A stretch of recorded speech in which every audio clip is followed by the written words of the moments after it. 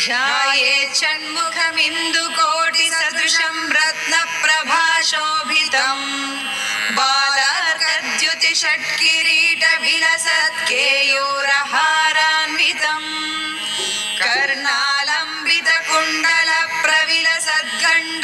कर्णालम्बितकुण्डलप्रविलसद्गण्डस्थलाशोभितम् किञ्चित् कङ्कणकिङ्किणीरवयुतं शृङ्गारसारोदयम् ध्यायेदीप्सितसिद्धिदं शिवसुतं श्रीद्वादशाक्षगुहं केटम् कुक्कुटमङ्कुशं च वरदं पाशं धनुश्चक्रकम्